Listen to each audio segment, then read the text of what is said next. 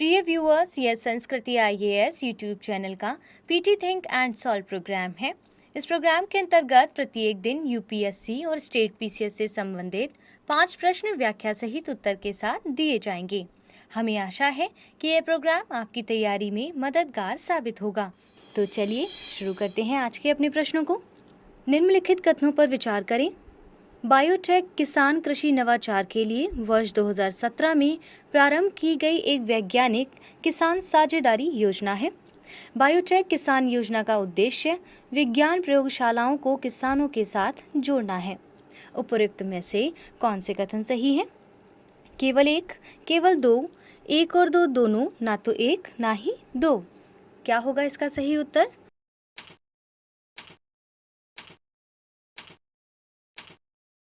Option C. इसको व्याख्या से समझते हैं।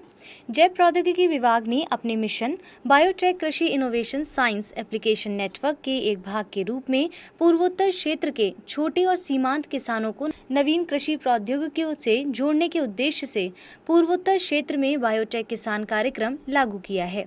यह किसानों की स्थानीय समस्याओं को समझने के साथ उनका वैज्ञानिक समाधान प्रदान करेगा। बायोटेक किसान कृषि नवाचार के लिए वर्ष 2017 में प्रारंभ की गई एक वैज्ञानिक किसान साझेदारी योजना है। इसका उद्देश्य विज्ञान प्रयोगशालाओं को किसानों के साथ जोड़ना है, जिससे कृषि स्तर पर लागू किए जाने योग्य नवीन समाधानों तथा प्रौद्योगिकियों का पता लगाया जा सकता है।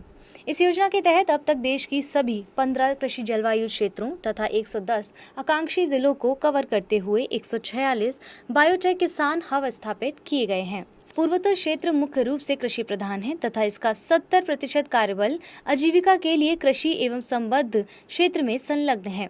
देश के कुल खाद्यान्न उत्पादन में इस क्षेत्र का केवल 1.5% योगदान है तथा यह घरेलू खपत के लिए भी खाद्यान्न का शुद्ध आयातक बना हुआ है। इस प्रकार कथन 1 और 2 दोनों सही हैं, अतः विकल्प सी इसका सही उत्तर होगा। आज के अपने दूसरे प्रश्न को देख लेते हैं। दिव्यांगता खेल केंद्र के रूप में निम्नलिखित कथनों पर विचार करें। इसकी स्थापना सामाजिक न्याय एवं अधिकारिता मंत्रालय द्वारा की जा रही है तथा इसका उद्देश्य दिव्यांगजनों को खेलों में भाग लेने के लिए प्रोत्साहित करना है। उपरोक्त में से कौन से कथन सही नहीं है? ऐसे प्रश्नों को ध्यान से पढ़िएगा। केवल एक, केवल दो, एक और दो दोनों, ना तो एक ना ही दो। क्या होगा इसका सही उत्तर? जल्दी बताइए।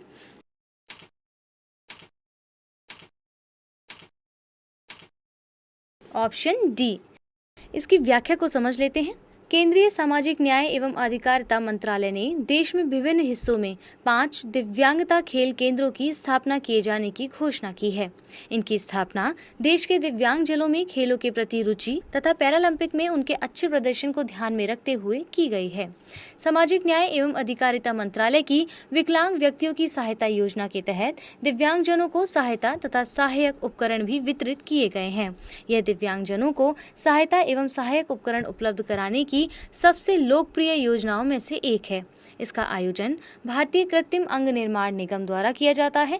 यह सामाजिक न्याय एवं अधिकारिता मंत्रालय के अंतर्गत विकलांग व्यक्तियों के अधिकारिता विभाग के तहत एक सार्वजनिक क्षेत्र का उपक्रम है। इसने वर्ष 1976 में कृत्रिम सहायता निर्माण का कार्य शुरू किया था और इसीलिए कथन 1 और 2 दोनों सही हैं और विकल्प डी इसका सही उत्तर था। आज के अपने तीसरे प्रश्न को देख लेते हैं। योग सचित्र के संदर्भ में निम्नलिखित कथनों पर विचार कीजिए। यह पुस्तक प्रसिद्ध योग विशेषज्ञ धर्मवीर सिंह महिदा द्वारा हिंदी भाषा में लिखी गई है। 7वें अंतर्राष्ट्रीय योग दिवस के अवसर पर आयुष मंत्रालय ने इसके संशोधित संस्करण का पुनर्मुद्रण किया है। उपरोक्त में से कौन से कथन सही है?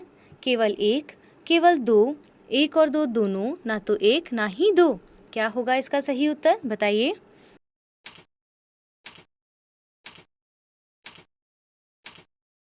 Option A.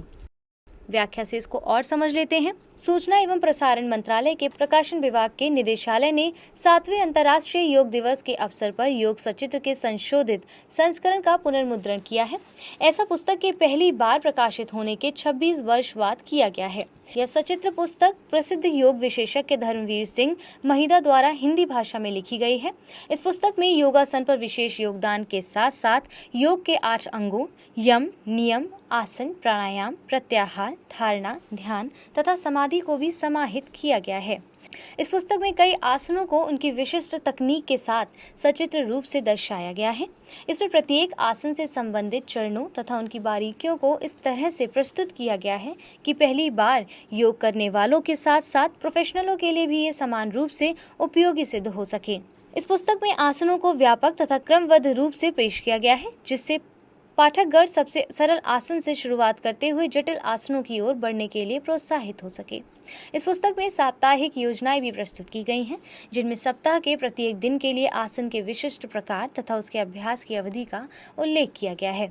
इस प्रकार कथन 1 सही है, जबकि कथन 2 गलत है और विकल्प ए इसका सही उत्तर होगा। बढ़ते हैं आज के अपने चौथे प्रश्न की ओर। WHO एम योगा ऐप के संदर्भ में निम्नलिखित कथनों पर विचार कीजिए। वर्तमान में यह ऐप संयुक्त राष्ट्र की 6 आधिकारिक भाषाओं में उपलब्ध है। यह ऐप विश्व भर में योग का प्रसार करने तथा एक विश्व एक स्वास्थ्य का लक्ष्य प्राप्त करने के प्रयासों में मदद करेगा। उपयुक्त में से कौन से कथन सही हैं? केवल 1, केवल 2, 1 और 2 दोनों, ना तो 1 ना ही 2।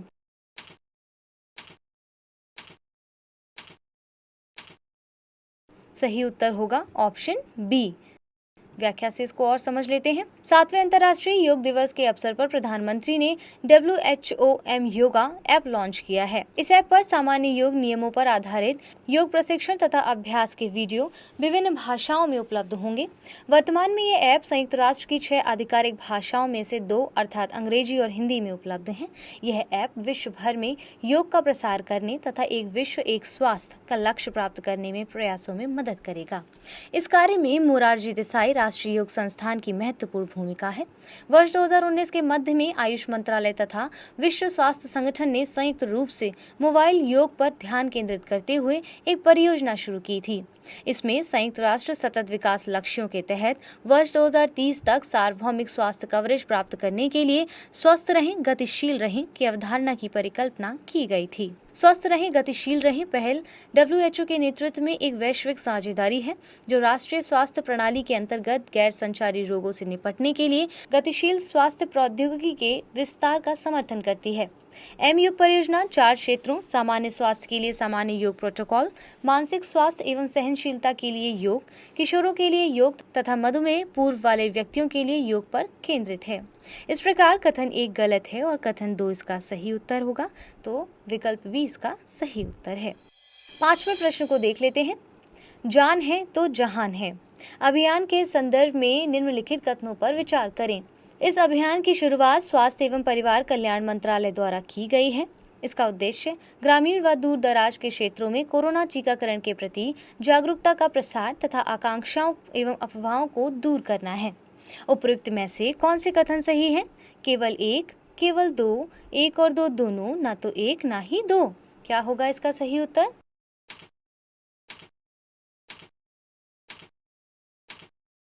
Option B. इसकी व्याख्या को समझ लेते हैं। देश भर के ग्रामीण क्षेत्रों में कोरोना टीकाकरण के प्रति जागरूकता का प्रसार करने तथा आकांक्षाओं एवं अफवाहों को दूर करने के लिए 21 जून से जान है तो जहान है अभियान की शुरुआत की गई है। इस राष्ट्रव्यापी जागरूकता अभियान की शुरुआत अल्पसंख्यक मामलों के मंत्रालय द्वारा की गई है। इसके तहत विभिन्न सामाजिक शैक्षणिक संस्थानों, स्वयं सहायता समूहों की मदद से विभिन्न धार्मिक, सामाजिक, सांस्कृतिक, शैक्षिक, चिकित्सा, विज्ञान, अन्य क्षेत्रों से संबंधित प्रमुख लोगों के संदेशों, नुक्कड़ नाटक आदि के माध्यम से सकारात्मक संदेश दिया जाएगा। इस प्रकार कथन 1 गलत है, जबकि कथन 2 सही है और विकल्प बी इसका सही उत्तर होगा।